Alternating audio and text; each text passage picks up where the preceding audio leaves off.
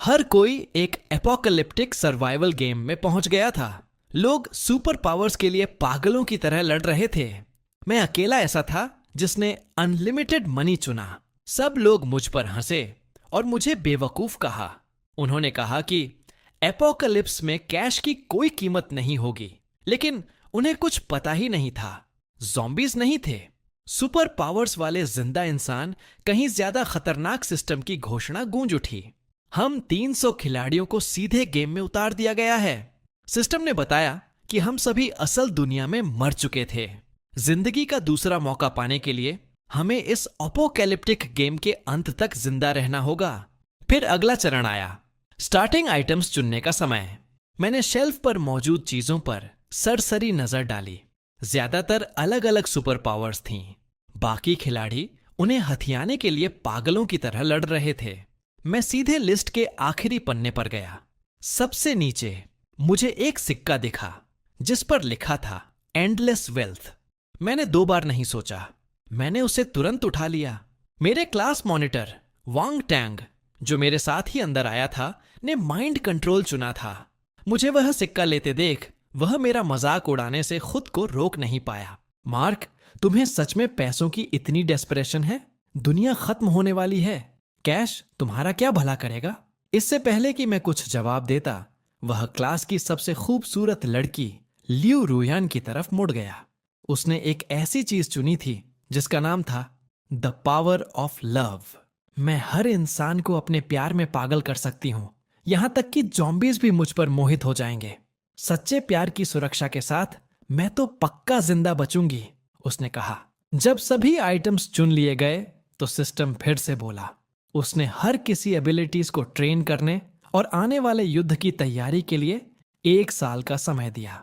Apocalypse mode आधिकारिक तौर पर 12 महीने बाद शुरू होने वाला था। सिर्फ एक विजेता इस गेम से बाहर निकल पाएगा। सिर्फ आखिरी जिंदा बचने वाला ही ग्रैंड प्राइज जीत सकता था। यह नियम सुनते ही हर किसी के चेहरे के भाव तुरंत बदल गए। जिन लोगों ने टीम बनाने का प्लान किया था, वे अब एक दूसरे को शक की नजरों से देखने लगे। इस सर्वाइवल गेम में कोई दोस्त नहीं था, हर कोई दुश्मन था। मैंने 1 सेकंड भी बर्बाद नहीं किया। मैं वहां से निकल गया और तुरंत अपना अपोकैलिप्टिक सर्वाइवल प्लान शुरू कर दिया। वर्ल्ड मैप देखा, पैसिफिक ओशन में एक अलग थलग पड़े आइलैंड पर अपनी नजरें टिका दी। यह किसी फॉल्ट लाइन पर नहीं था, प्रमुख तूफानी क्षेत्रों से बाहर था। यहां एक प्राकृतिक समतल जगह थी, एयर स्ट्रिप बनाने के लिए एकदम सही थी। और यह ऐसे पहाड़ों से घिरा हुआ था जो प्राकृतिक ढाल का काम कर सकते थे। $1 बिलियन फेंके और उस आइलैंड को सीधे खरीद लिया। मैंने कैजुअली उसका फ्यूचर आइलैंड रखा और दावा किया कि मैं इसे टूरिज्म के लिए डेवलप कर रहा हूं। मैंने एक ही बार में 10 विशाल क्रूज शिप्स खरीदे, उन एनपीसीज के साथ कंस्ट्रक्शन कॉन्ट्रैक्ट साइन किए और सारा भारी मशीनरी और बिल्डिंग मटेरियल आइलैंड पर भेज दिया। मैंने एनपीसी एग्जीक्यूटिव्स से सख्त NDAs non disclosure agreement sign करवाए, यहां तक कि उन्हें भी नहीं पता कि फ्यूचर आइलैंड असल में कहां है। क्रूज शिप्स के फ्यूचर आइलैंड पहुंचने के बाद वर्कर्स ने एक कच्ची हवाई पट्टी बनाना शुरू कर दिया। फिर मैंने हर जगह से कंस्ट्रक्शन वर्कर्स को लाने के लिए 100 चार्टर्ड प्लेन्स बुक किए। उन वर्कर्स ने फ्यूचर आइलैंड को दुनिया की नजरों से छिपाए रखने के लिए दिन रात खून पसीना एक किया। मैंने पहले सिग्नल जैमर्स खरीद ली थे और सभी वर्कर्स के फोन जब्त कर लिए थे। मैंने आइलैंड पर 10 अल्ट्रा रीइंफोर्स्ड फोर्ट्रेसेस बनवाए। सारा मटेरियल टॉप ग्रेड और सबसे ऊंचे स्टैंडर्ड का था। इन्हें 12 रिक्टर स्केल के भूकंप को सहने के लिए बनाया गया था। हर किले का कमुफ्लाज्ड था। सैटेलाइट्स ऊपर से कुछ भी नहीं पकड़ सकती थीं। लेकिन यह सब तो बस ध्यान स्मोक स्क्रीन था। असली डूम्सडे बंकर तो जमीन के नीचे था। यह underground nuclear strikes biochemical attacks को झेल सकता है। यहां तक कि वो सुरंग खोदने वाले ज़ॉम्बीज भी 5 मीटर मोटी सॉलिड स्टील को नहीं तोड़ पाएंगे। सतह वाले किलों से अंडरग्राउंड जाने के सीक्रेट पैसेजेस हैं, लेकिन ये रास्ते बहुत ही संकरे बनाए गए थे। एक बार में सिर्फ एक ही इंसान उनमें से गुजर सकता है। अंदर मेज जैसा है। अगर आप किस्मत वाले हुए और सही रास्ता ढूंढ भी लिया तो भी मेन दरवाजे तक पहुंचने का मतलब यह नहीं कि आप रास्ते में ट्रैप्स से बच जाएंगे। अगर एक रास्ता बम से उड़ा दिया जाता है तो मैं वापस सतह पर जाने के लिए दूसरे रास्तों का इस्तेमाल कर सकता हूं। एनर्जी ही सब कुछ है। बिजली की सप्लाई की समस्या सुलझाने के लिए मैंने आइलैंड विंड टर्बाइन्स लगाए, टाइडल और न्यूक्लियर पावर जनरेटर्स भी। पानी का इंतजाम करना भी आसान था। रेन वाटर कलेक्टर्स और सी वाटर डिसैलिनेशन सिस्टम्स लगाए।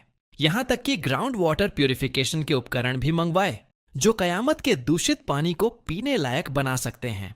इसके साथ ही instant high temperature sterilization, instant low temperature sterilization, ultra violet sterilization और केमिकल स्टेरिलाइजेशन इक्विपमेंट्स भी थे। एक वेस्ट वाटर ट्रीटमेंट सिस्टम, विशेष रूप से सीवेज को संभालता फ्लडिंग को ध्यान में रखते हुए सभी वाटरप्रूफ्ड बनाया गया ब्लास्ट डोर्स बंद होने पर पूरी एयर टाइट हो जाते हैं।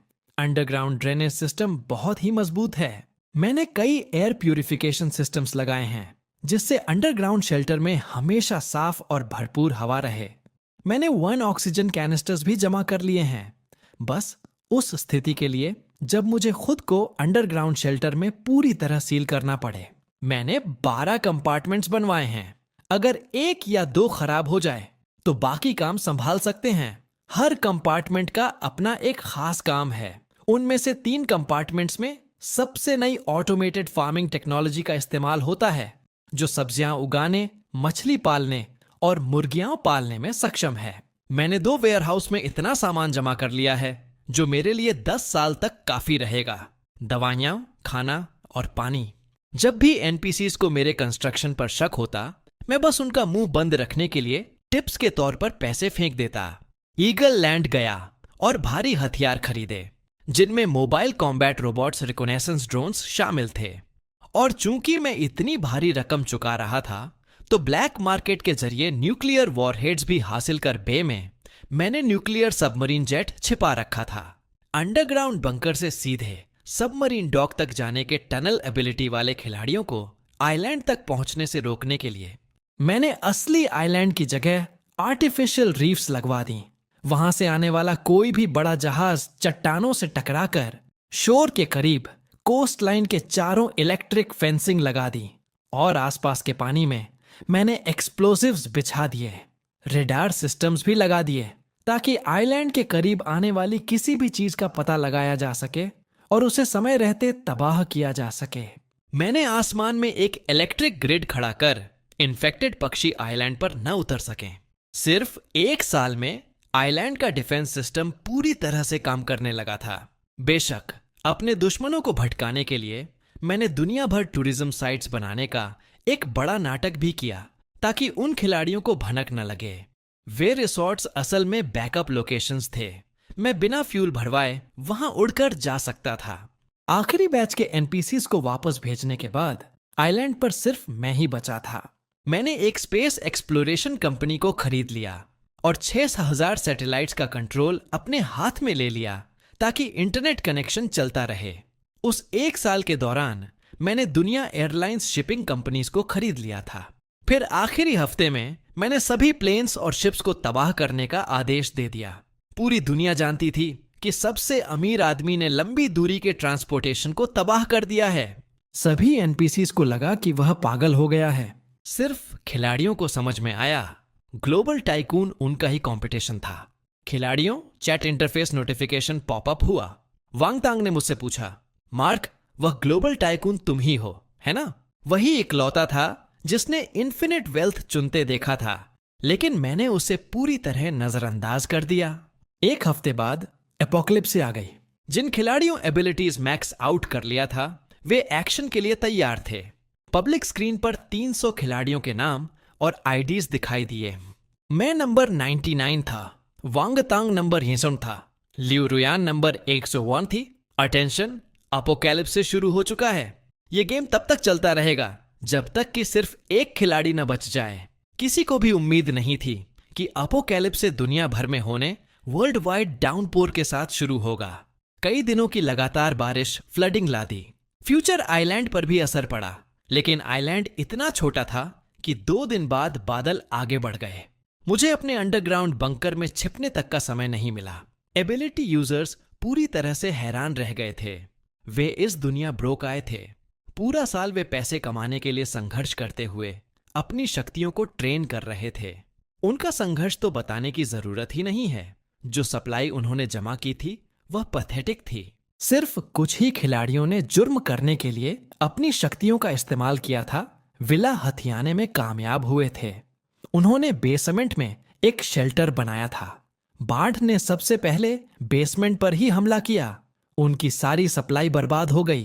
पूरा का पूरा विला बाढ़ में निगल लिया गया। कुछ खिलाड़ियों अंडरग्राउंड गराजेस में शेल्टर बनाए थे। वे भी पूरी तरह डूब गए। ऊंचे फ्लोर वाले शेल्टर अब भी के लिए सुरक्षित थे, लेकिन बारिश रुकने का नाम नहीं ले रही थी। अंडरग्राउंड खिलाड़ियों की पहले से ही कम सप्लाई धीरे धीरे खत्म होने लगी। हर कोई घबराने लगा। इस बीच स्नैक्स चबा रहा था और लाइव स्ट्रीम देख स्ट्रीमर पर्दों के पीछे छिपा हुआ था और चुपके से सड़क के पार वाली बिल्डिंग की रिकॉर्डिंग कर रहा था। एक खिलाड़ी सप्लाई लूटने के लिए अपनी फायर पावर का इस्तेमाल कर रहा था। भाइयों, ये कोई स्पेशल इफेक्ट्स नहीं है, न कॉस्प्ले। यह एक असली एबिलिटी यूजर है। वह कॉम्प्लेक्स में सिक्योरिटी गार्ड हुआ करता था। अब वह दरवाजों को जलाकर पिघला रहा है। यह उसकी तन्वीं डकैती है। चैट में कमेंट्स की बाढ़ आ गई थी। तो एबिलिटी यूजर सच में होते हैं क्या? इसका मतलब है कि अपोकैलिप्स से आ गया है? स्ट्रीमर संभल कर। जैसे ही वह उस बिल्डिंग का काम तमाम करेगा, उसका अगला निशाना तुम्हारी बिल्डिंग होगी। क्या फायर पावर भरोसेमंद है? फायर पावर वाले खिलाड़ी की किसी ने एनपीसीज को टिप दे स्वॉट कमांडोज का एक रेस्क्यू बोट्स में कॉम्प्लेक्स में घुस आया। उन्होंने बंदूकें तानकर बिल्डिंग को घेर लिया। स्ट्रीमर एक्साइटमेंट से कांप रहे थे। गाइज, मैं पहली बार गन फाइट देख रहा हूं। इस गार्ड की आंख तो कमाल की है। उसने कुछ ही सेकंड्स में स्टील के गेट को पिघला दिया। स्वेट टीम बिल्डिंग में घुस गई। गोलाबारी बहुत तेज थी। अचानक छत से एक आकृति उड़ती हुई निकली और सीधे बाढ़ के पानी में जा गिरी। कुछ ही देर बाद ग्लोबल चैट पर उस खिलाड़ी ग्रे होते देखा। इसका मतलब था कि वह खिलाड़ी मर चुका था। ठीक उसी वक्त चैट विंडो में वांग तांग ने मुझे फिर से मैसेज किया, मार्क, चलो टीम बनाते हैं। देखो, हम पुराने क्लासमेट्स हैं। हमारे नंबर भी एकदम आसपास हैं। अगर हम टीम बना लें तो हम पक्का अंत तक पहुंचेंगे। वह बेशर्मी से मुझे वीडियो रिक्वेस्ट्स भेजता रहा, लेकिन इग्नोर करता रहा। अगर मैंने उसके साथ टीम बना ली और हम ही आखिरी दो बचे, तो वह मुझे मारने और अकेले जीतने के लिए माइंड कंट्रोल का इस्तेमाल करेगा। क्या वह मेरी बुद्धिमानी को कम आंक रहा था या खुद को ज्यादा होशियार समझ रहा था? पानी और बिजली कट चुकी थी। खाना खत्म हो रहा था। 3 महीने की बाढ़ ने एनपीसीज की सारी उम्मीदें कुचल दी थीं। आखिरकार कुछ लोग यह सब बर्दाश्त नहीं कर पाए। डेस्परेट रिस्क्स उठाने लगे। हर जगह लूटपाट और आगजनी करने लगे। जिंदा बचने का रास्ता ढूंढने के लिए खिलाड़ी भी भीड़ में मिल गए थे, लेकिन एबिलिटीज को छिपाकर नहीं रखा जा सकता था। हायर अप्स का ध्यान खींच लिया। उन्होंने एबिलिटी यूजर्स को पकड़ने का सीधा आदेश जारी कर दिया। जो भी पकड़ा जाता, रिसर्च फैसिलिटीज में भेज दिया जाता। 1 महीने के अंदर 30 खिलाड़ियों के नाम पब्लिक स्क्रीन पर आ गए। अचानक खिलाड़ी डरे हुए पक्षियों की तरह हो गए थे। हर कोई खौफ में था।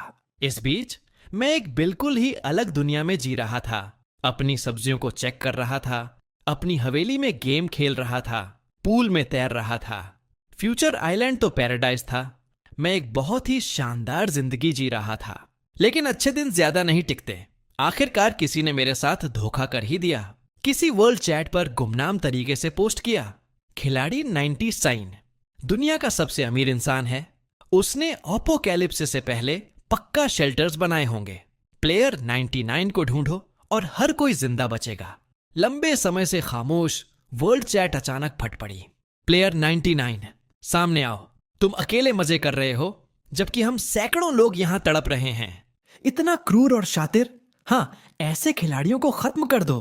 99 को ढूंढो और हम सब जिंदा बचेंगे। सब लोग हमला करो। सभी खिलाड़ी पागल हो गए। वे मुझे जिंदा नोच खाने के लिए बेताब थे। मैं बस शांति से छिपकर रहना चाहता था, लेकिन तुम्हें मुझे सबके सामने लाना ही था। मैंने वर्ल्ड चैट में एक मैसेज भेजा, सब लोग शांत हो जाओ। मैं प्लेयर 99 हूं। तुम्हें शेल्टर चाहिए? मैं तुम्हें शेल्टर दे सकता हूं, लेकिन मैंने सिर्फ 4 देशों में शेल्टर बनाए हैं, ड्रैगन, ईगल, हांस कैंगरू, और हर शेल्टर में ज्यादा से ज्यादा 20 लोग ही आ सकते हैं। मैंने वर्ल्ड मैप पर 4 जगहें मार्क कर दी। तुम लोग 200 से ज्यादा हो, तुम सब तो इसमें फिट नहीं आ सकते। फिर भी मैं तुम्हें शेल्टर का पासवर्ड दे दूंगा। जो पहले आएगा, फर्स्ट कम फर्स्ट सर्व्ड। मेरे पीछे मत आना। जैसे ही मैंने पासवर्ड डाला, हर खिलाड़ी पागलों की तरह भाग पड़ा। अगर वे शेल्टर तक पहले पहुंच गए तो वे बांट से बच जाएंगे। रातों रात कुछ खिलाड़ी पहले ही पहुंच चुके थे। ज्यादातर स्पीड बेस्ड एबिलिटीज थीं। शेल्टर ऊंची जगह पर बनाए गए थे जो बाढ़ के पानी से सुरक्षित थे। जब उन्होंने दरवाजे खोले और अंदर गए तो यह जन्नत में कदम रखने जैसा था। आखिर मैंने ये चारों लैविश बनवाए थे। इनमें हर वह सुविधा थी जो आप सोच फ्रीजर्स फ्रोजन फीस्ट से भरे हुए थे। खिलाड़ी 58 ने गर्व के साथ वर्ल्ड चैट पर लाइव स्ट्रीमिंग शुरू कर दी। शेल्टर से यह उम्मीद नहीं थी, कभी नहीं सोचा था कि यह इतना शानदार होगा। पैसा सच में खुशियां खरीद सकता है। अंदर स्टेक और मटन खा रहे थे, रेड वाइन पी रहे थे। मेज स्वादिष्ट पकवानों से भरी हुई थी। खिलाड़ी 58 ने कहा कि 12 लोग पहले से ही अंदर थे। उन्होंने ड्रैगन किंगडम शेल्टर लॉकडाउन करने के लिए वोट रिसोर्सेस सीमित थे। अब कोई और अंदर नहीं आ रहा था। बाकी खिलाड़ी अभी भी रास्ते में थे। लाइव स्ट्रीम देखकर उनका दिमाग खराब हो गया। शेल्टर के बाहर खिलाड़ियों की लहरें लगातार पहुंचती जा रही थीं। बाढ़ में डूबने या भूखों मरने से तो अच्छा था कि लाइफलाइन को कैसे भी करके हथियाना ही था। जिंदा सर्वाइवल इंस्टिंक्ट ने उन्हें बेताबी की हद तक धकेल दिया था। उन्होंने अंदर वालों से गिड़गिड़ाकर कहा कि वे दरवाजे खोलें, उन्हें अंदर आने दें। लेकिन अंदर के खिलाड़ियों ने पहले ही डेड बोल्टेड कर दिया था। बाहर वाले चाहे दरवाजों और दीवारों पर कितना भी पीट लें या अपनी शक्तियों का इस्तेमाल कर लें, सील्ड हो चुके प्रवेश द्वार को जरा सा भी हिला नहीं पाए। जब अंदर वाले जश्न मना ही रहे थे, मैं अचानक चैट पर पॉपअप हुआ और बोला, क्या उसमें 20 लोगों की जगह नहीं थी? क्या 8 लोग और अंदर नहीं आ सकते? मेरे पास एक ओवरराइड कोड है। दरवाजे लॉक होने पर भी मैं अंदर घुस सकता हूं। हिडन डोर साउथ ईस्ट में है। दीवार के बेस पर डेकोरेटिव ब्रिक है। उसे घुमाओ और गुप्त दरवाजा खुल जाएगा। बाहर खड़े खिलाड़ी पागलों की तरह उस गुप्त दरवाजे की तरफ दौड़े। उन्होंने उस डेकोरेटिव ईंट को घुमाया, वह पुरानी डेकोरेटिव ईंट, और पुरानी दीवार में सच में एक गुप्त दरवाजा प्रकट हो गया। खिलाड़ी अंदर घुसने के लिए पागलों की तरह एक दूसरे से भिड़ गए। उन आखिरी 8 जगहों के लिए लड़ रहे थे। एक कमजोर सी दिखने वाली लड़की थोड़ी धीमी थी और पीछे छूट गई थी। तभी उसके वाइन्स फूट पड़ी और आगे की भीड़ पर पागलों की तरह वार करने लगीं, जिससे एक साथ कई खिलाड़ी गिर। ब्लेड एबिलिटी वाले एक खिलाड़ी ने जल्दी से अपने पैरों के नीचे की बेलों को काट दिया, फिर मुड़ा और विंड ब्लेड फायर किया। वाइन प्लेयर का गला कट गया। ब्लेड प्लेयर सबसे पहले दरवाजे तक पहुंचा, ओवरराइड कोड डाला और गेट खुल गया। वह खुशी से अंदर भाग गया। उसके ठीक बाद एक और खिलाड़ी लाइटनिंग स्ट्राइक का इस्तेमाल करके पूरी भीड़ को गिरा दिया। वह दूसरा खिलाड़ी भी गेट से अंदर घुस गया। लेकिन जैसे ही तीसरा खिलाड़ी एंट्री के पास पहुंचा, जमीन पर गिरे एक खिलाड़ी ने उसका पैर पकड़ लिया। गिरे हुए खिलाड़ी ने एक डरावनी मुस्कान दी और जड़ से सने हुए नाखून उसके जांघ में घुसा।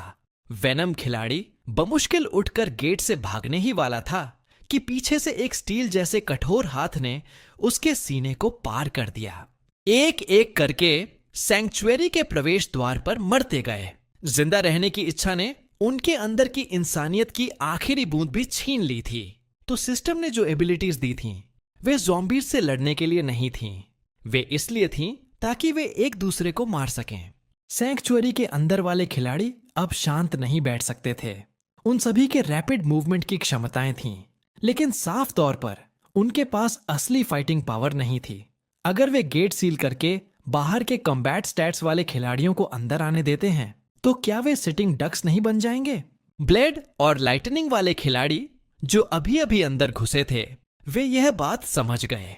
उन्होंने जल्दी से टीम बनाई और बाहर के खिलाड़ियों पर हमला करना शुरू कर दिया। ठीक उसी वक्त पब्लिक स्क्रीन पर संख्या तेजी से बढ़ने लगी। खिलाड़ियों की मौत का आंकड़ा लगातार बढ़ता जा रहा था।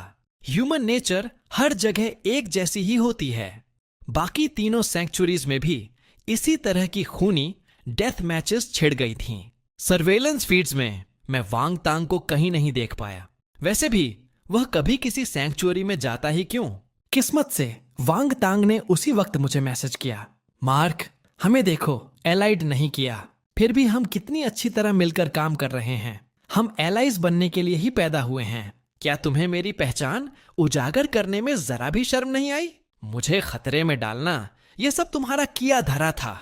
मैंने जवाब दिया। इतने नाराज मत हो, उसने कहा। अगर मैंने वह प्लान नहीं बनाया होता तो हम उन खिलाड़ियों को उनकी मौत के मुंह में कैसे भेज पाते? तुम्हें मेरे कंपटीशन को साफ करने के लिए मेरा शुक्रिया अदा करना चाहिए। जब हम बात कर रहे थे, सैंक्चुरी पूरी तरह भर चुकी थी। गेट अपने आप सील हो गया। बाहर खून की नदियां बह रही थीं। जो लोग अंदर नहीं जा पाए थे वे अभी भी बेकार में संघर्ष कर रहे थे।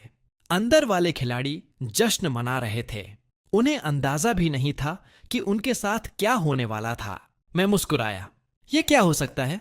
मैंने मुस्कुराते हुए वांग तांग से कहा, यह अफसोस की बात है कि तुम सैंक्चुअरी में नहीं हो। यह कहते ही मैंने एक बटन दबा दिया। एक ही पल में अंदर दबाए गए एक्सप्लोसिव्स फट गए। शॉकवेव ने शेल्टर के बाहर बचे हुए खिलाड़ियों को भी चीर कर रख दिया। धमाके के बाद खिलाड़ियों की संख्या 116 कम हो गई। सिर्फ 51 खिलाड़ी बचे थे। काफी देर बाद वांग तांग ने आखिरकार मुझे एक मैसेज भेजा, मैंने तुम्हें असिस्ट के लिए शुक्रिया, वरना इतने सारे खिलाड़ियों को एक शेल्टर में इकट्ठा करना लगभग नामुमकिन था। जो खिलाड़ी बिना प्लेन या शिप के फ्यूचर आइलैंड तक पहुंच सकते थे वे अब खत्म हो चुके थे। मैं पिछले 1 साल से यही प्लान कर रहा था कि उन्हें एक साथ कैसे खत्म किया जाए। वे शेल्टर्स ही उनकी कब्रें बन गए। शेल्टर के धमाकों की खबर इतनी जल्दी न्यूज में नहीं आ सकती थी।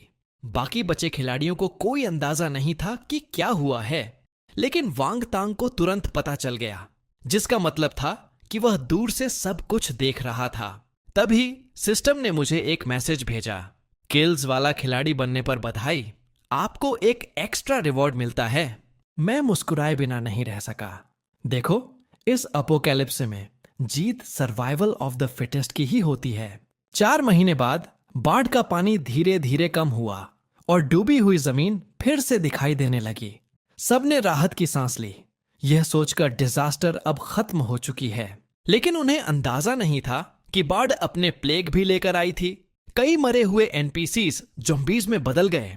फर्स्ट स्टेज अपोकलिप्टिक फ्लड को पार करने वाले 101 खिलाड़ियों को बधाई। अगला है दूसरा चरण, अपोकलिप्टिक ज़ॉम्बीज। आखिरकार अब एबिलिटीज के चमकने का समय आ गया, सो कॉल्ड नंबर 99। तो अब मरा हुआ ही समझो। उसी पल लियू रुयान ने मुझे एक प्राइवेट मैसेज भेजा, मार्क, तुम्हारे एबिलिटी नहीं है, तुम ज़ॉम्बी अपोकैलिप्स में जिंदा नहीं बच पाओगे। अगर तुम मुझे थोड़ी सप्लाई दे दो और अपनी लोकेशन बता दो तो मैं आकर तुम्हारी रक्षा कर सकती हूं। मैंने धीरे से एक क्वेश्चन मार्क टाइप किया। मेरी शक्ति को कम मत आंकना, मैं पूरी तरह से इसी वजह से बाढ़ से बच पाया हूं। मुझे बेशक पता था कि वह कैसे जिंदा बची लव जगाने वाली अपनी शक्ति का इस्तेमाल करके अपने पड़ोसियों से सप्लाई ठग ली थी। रेस्क्यू टीम आई तो सबसे पहले उसी को बचाया गया था। यह सब सोचकर मैंने जवाब दिया, सॉरी, मुझे कोई दिलचस्पी नहीं है। वैसे भी लियू रुयान का यह जानना कि मैं ही सबसे अमीर आदमी हूं कोइंसिडेंस नहीं था। कॉन्टिनेंट ज़ॉम्बी वायरस फैल गया।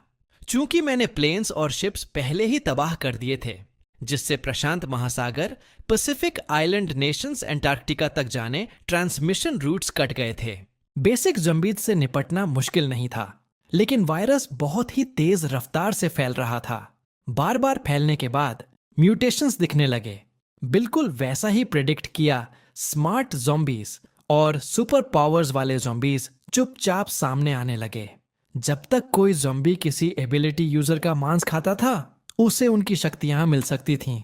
खिलाड़ियों को समझ आ गया अलायंसेस के वे मर जाएंगे, इसलिए उन्होंने एक साथ मिलकर ज़ॉम्बीज के हमलों को रोकने बेसेस बनाना शुरू कर दिया। लेकिन ये बेस सिर्फ ज़ॉम्बीज से ही नहीं लड़ते थे, वे एक दूसरे से भी लड़ते थे, सप्लाई और जिंदगियों के लिए भिड़ते रहते थे। ज़ॉम्बी वायरस को देखते हुए मुझे फ्यूचर इन्फेक्टेड मछलियों को पहुंचने से रोकने के लिए समुद्र में स्टील नेट्स लगाने पड़े। आसमान में इलेक्ट्रिक ग्रिड्स लगा दिए गए थे जिससे पक्षियों को उतरने से रोका जा सके। सूरज की रोशनी कुछ मध्यम सी लग रही थी। बारिश के दिनों में मैं अपने अंडरग्राउंड बंकर में छिप जाता था। जब मशीनों से टेस्टिंग के कंफर्म हो जाता कि बारिश का पानी साफ है, तभी मैं बाहर निकलने का जोखिम उठाता था। मेरे ऊपर ज़ॉम्बी वायरस का बस इतना ही असर पड़ा था। जमीन लैंड बेस्ड नेटवर्क्स बहुत क्रैश हो चुके थे।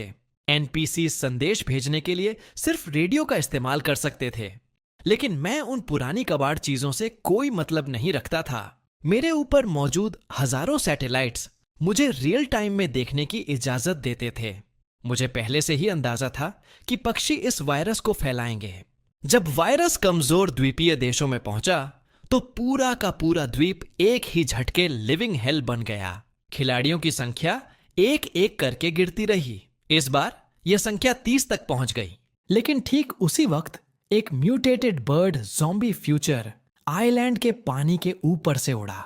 जैसे ही वह इलेक्ट्रिक ग्रिड से टकराया, हाई वोल्टेज से तुरंत जलकर राख हो गया, लेकिन फेदर ग्रिड के बीच की खाली जगह से नीचे गिर गया। जमीन पर गिरने से पहले ही रोबोटिक डॉग ने उस पर फायर जेट से हमला किया और उसे राख कर दिया। वह पक्षी पक्का प्रशांत महासागर के दूसरे द्वीपों से उड़कर आया होगा। उस दिन के बाद से पक्षियों के बड़े बड़े झुंड हर दिन फ्यूचर आइलैंड के ऊपर से गुजरने लगे। इलेक्ट्रिक ग्रिड पक्षियों की लाशों से भर गया था। रोबोट्स पूरे आइलैंड पर पेट्रोलिंग करने, पक्षियों की लाशों को जलाने और ग्रिड को साफ करने स्वॉम्प्ड रहते थे। अगर फ्यूचर आइलैंड की हालत इतनी खराब थी तो आप सोच ही सकते हैं कि बाकी जगहें कैसी होंगी। मैंने समुद्र के किनारे डेली बीच वॉक्स छोड़ दी और हमेशा के लिए अंडरग्राउंड बंकर में शिफ्ट हो गया। न्यू ईयर्स है, लेकिन दुनिया में किसी का भी जश्न मनाने का मन नहीं है सिवाय मेरे। मैं अपना न्यू ईयर्स डिनर खा रहा था और अपोकैलिप्सिस से पहले का आखिरी स्प्रिंग फेस्टिवल गाला देख रहा था। मैंने अपने पुराने परिवार के बारे में सोचा, लेकिन अब मैं ही अकेला बचा था। अंदर से खालीपन महसूस न करना मुश्किल था। मुझे वापस जाना ही था। मुझे आखिरी लास्ट वन स्टैंडिंग बनना ही था। मैंने अपने न्यू ईयर डिनर की एक फोटो क्लिक की और वांग तांग को भेज दी। 1 मिनट बाद वांग तांग ने मेरी फोटो वर्ल्ड चैट पर पोस्ट कर दी। मैं सोच ही सकता था कि कैसे खिलाड़ी इसे देखकर पागल हो गए होंगे। गुस्से से भरे कमेंट्स की बाढ़ आ गई। प्लेयर 99 बहुत मजे में जी रहा है। लानत है, हमें एक वक्त का गर्म खाना भी नसीब नहीं हो रहा और उसके पास पूरा पकवान सजा है। ज्यादा घमंड मत कर। अगर मैंने तुझे ढूंढ लिया तो तुझे जान से मार दूंगा। मुझे कोई फर्क नहीं पड़ता था। मैं इंतजार करूंगा अगर तुम मुझे ढूंढ पाओ। मैंने अपना कंप्यूटर खोला और उन 30 प्रोफाइल्स निकाली जिन्हें मैंने इकट्ठा किया था। उन्हें कोई अंदाजा नहीं था कि अपोकैलिप्सिस से पहले ही मेरी नजरें हर जगह थीं। मेरे मर्सिनरीज ने दुनिया भर में बिखरे हुए खिलाड़ियों को ढूंढ निकाला था और उन पर लंबे समय तक निगरानी रखी थी। मैं हर खिलाड़ी की शक्तियां और कमजोरियां जानता था। अपोकैलिप्स से आने के बाद मर्सिनरीज मेरे द्वारा जमा की गई सप्लाई के दम पर जिंदा बचे थे। वे मेरे लिए काम करते रहे और मैंने उनके लिए अनलॉक कर दी। पैसा ही दुनिया को चलाता है। अपोकैलिप्स में सप्लाई ही करेंसी थी। मेजर पावर्स उभर कर सामने आई थी। The military. उनके पास हथियारों का एक बड़ा जखीरा और एक ऐसा बेस था जिसे भेदा नहीं जा सकता था। वांग तांग ने माइंड कंट्रोल का इस्तेमाल कमांड अपने हाथ में ले ली थी। ज़ॉम्बीज थे। उनके बीच ज़ॉम्बी किंग उभर आया था। वह एबिलिटी यूजर्स, ज़ॉम्बीज और खिलाड़ियों को मारकर ताकत हासिल कर रहा था। लियो रुएहान उस ज़ॉम्बी किंग के साथ थी, बिलवेड कंपेनियन बनकर। गैंग्स थीं। वायरस फैलने से पहले ही खिलाड़ी एक होवंदरी ठेस दुनिया के सबसे खतरनाक और उथल पुथल वाले देश में पहुंच गया था। अपनी शक्तियों का इस्तेमाल करके उसने गैंग्स को अपने अंडर में कर लिया था। गैंग्स आम नागरिकों को लूटकर अपनी ताकत बढ़ा रहे थे। बाकी बचे 26 खिलाड़ी फैक्शंस में शामिल हो गए थे। खिलाड़ी 100 रेवोनिओइड ग्रेविटी को कंट्रोल करने की शक्ति थी, जो कि बहुत ही ताकतवर थी। 1-on-1 कॉम्बैट में कोई भी खिलाड़ी उसे हरा नहीं सकता था। फिर भी सच तो यह था कि गैंग्स वीकेस्ट फोर्स थे। स्टाइलस से प्लेयर 1.28 एवेटार पर टैप किया। सबसे पहले तुम्हारा ही नंबर आएगा। तभी सिस्टम का अलर्ट फिर से गूंज उठा। 30 खिलाड़ी जिंदा, डिफिकल्टी बढ़ रही है। लेवल 3 द फ्रोजन कॉन्टिनेंट में प्रवेश। कोई ब्रोकन डाउन। अपोकैलिप्से को 1 साल 5 महीने हो चुके हैं। सबकी सप्लाई खत्म हो रही है। एक आइस एज और इस ग्रह पर हर कोई मर जाएगा। लियू रुयान ने मुझे चुपके से मैसेज किया, मार्क अपने मैसेज चेक करो। मार्क, जल्दी ही इस ग्रह पर सिर्फ ज़ॉम्बीज ही जिंदा बचेंगे और मैं भी जिंदा बचूंगी। तुम मुझे रिजेक्ट करने पर पूरी जिंदगी पछताओगे। फिर उसने ज़ॉम्बी किंग के साथ अपनी एक फोटो भेजी। इसे देखकर मैंने मजाक स्नियर्ड, अगर ऐसा है तो मैं लव बर्ड्स को एक साथ ही मौत के घाट उतार दूंगा। आइस एज प्लैनेट को अपनी चपेट में ले लिया। यहां तक ट्रॉपिकल आइलैंड भी इससे बच नहीं पाया। फ्यूचर आइलैंड पर एक ब्लिजर्ड आया। हवा में पावर ग्रिड इसका सबसे पहला शिकार हुआ। विंड और टाइडल पावर प्लांट्स को भी भारी नुकसान पहुंचा। खुशकिस्मती से अंडरग्राउंड किले का बैकअप न्यूक्लियर प्लांट अभी भी चल रहा था। गैंग्स टूटे। उन्होंने नागरिकों रिसोर्सेस लूट ली थीं। उनके अंदर की अनबन बढ़ने लगी। लगातार झगड़े होने अवेकेंड प्लेयर्स एक एक करके मरने लगे। वर्ल्ड चैनल के जरिए प्लेयर 128 को प्राइवेट मैसेज किया, क्या ख्याल है हम दोनों टीम बना लें? मैंने तुम्हारे इलाके में हर जगह सप्लाई गार्ड रखी है, उन तक पहुंचो और तुम जिंदा बच जाओगे। प्लेयर 128 ने थोड़ी ही देर बाद जवाब दिया, तुम्हें क्या चाहिए? मैं तुम पर भरोसा क्यों करूं? मैं चाहता हूं कि तुम ज़ॉम्बी किंग को खत्म करो। साइंटिस्ट टीम ने ज़ॉम्बीज क्योर तैयार किया है, बस इसे स्प्रे करो और वे गायब हो जाएंगे। मैंने आगे कहा, जैसा कि तुम्हें पता है मेरा कॉम्बैट स्टैंट 0 है। यह सब सोचने के बाद 30 अवेकेंड प्लेयर्स में तुम सबसे ताकतवर हो।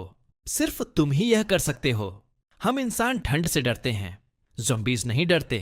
यह जितना लंबा खींचेगा उनके जीतने के चांस उतने ही बढ़ेंगे। मेरे पास कितनी भी सप्लाई क्यों ना हो, एक दिन वह भी खत्म हो जाएगी। तब ज़ॉम्बी किंग के साथ वाली प्लेयर 1001 फाइनल विनर बन जाएगी। ज़ॉम्बी किंग बहुत ताकतवर है। इलाज के बिना कोई भी अवेकेंड प्लेयर उसे नहीं मार सकता।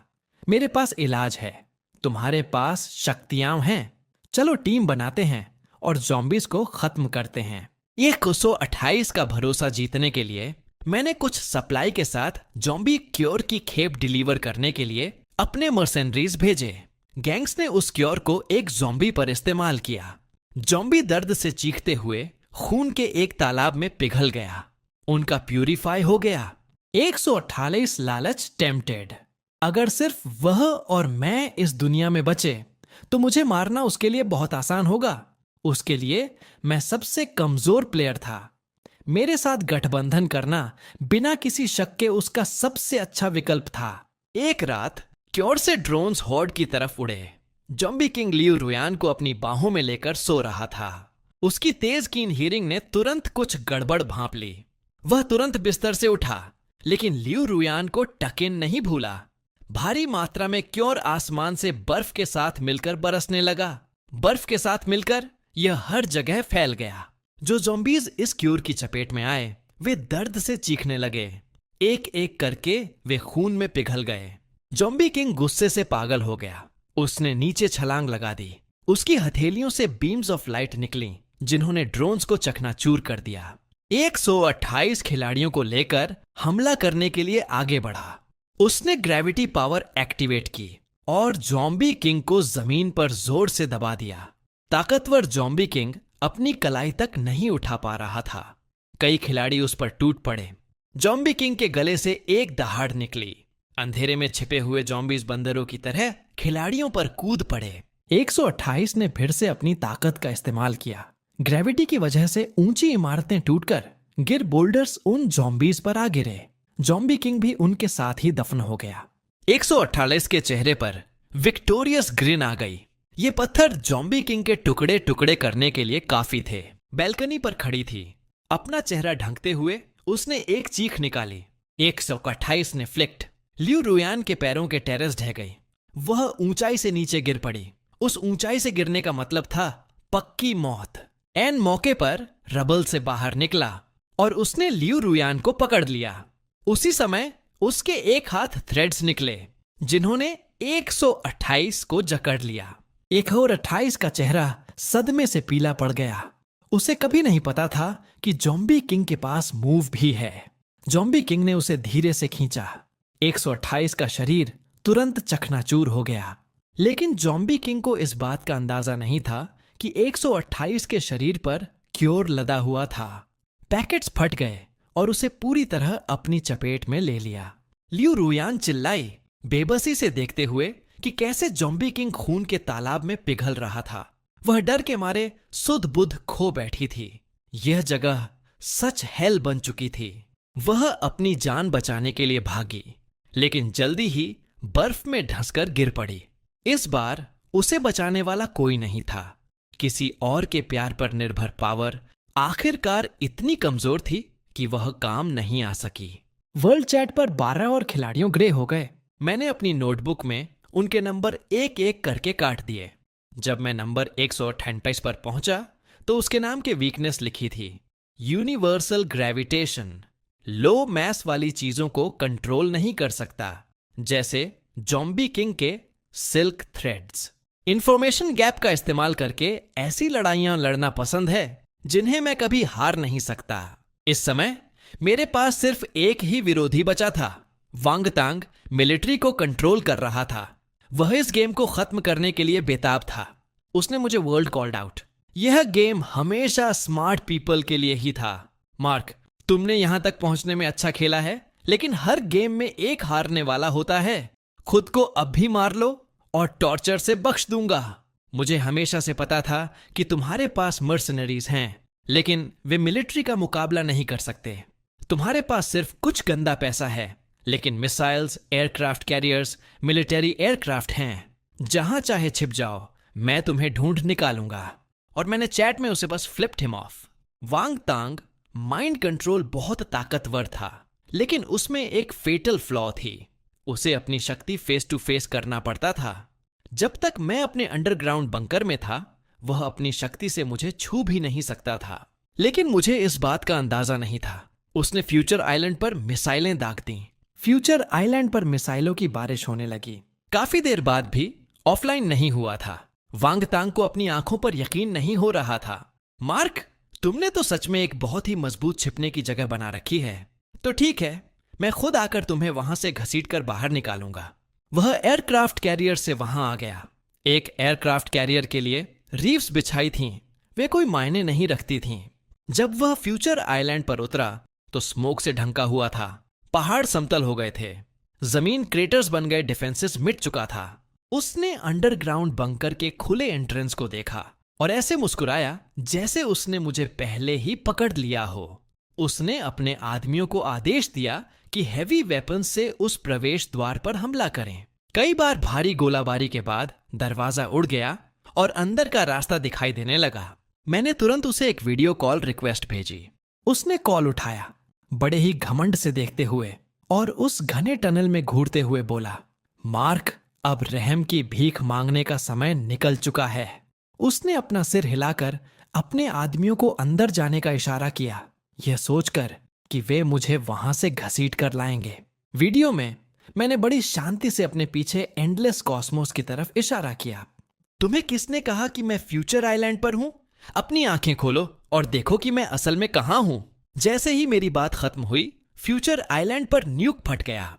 प्लेयर 100 का ग्रे हो गया। सिस्टम से जीत की विक्टरी ट्यून बजी। प्लेयर 99 को बधाई, सोल विनर हैं। आपने यह गेम पार क्लियर्ड द गेम।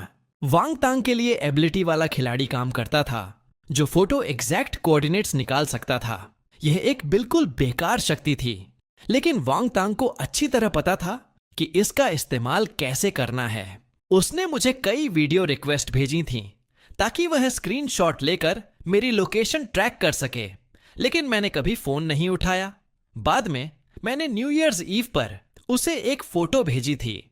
उसने मन ही मन मुझे बेवकूफ कहा होगा, खुशी खुशी मेरी लोकेशन ट्रैक की होगी और इंतजार किया गैंग्स, ज़ॉम्बी किंग दोनों खत्म हो जाएं, ताकि वह आकर सब कुछ कब्जे में ले सके। और फिर उसने मुझे बम से उड़ाने का फैसला किया होगा। लेकिन मुझे कैसे पता नहीं होता कि उसके पास कौन से खिलाड़ी थे। वह फोटो जानबूझकर उसे फ्यूचर ल्यूर देकर बुलाने लीक की गई थी। फोटो भेजने के बाद मैं फ्यूचर आइलैंड से निकल गया था।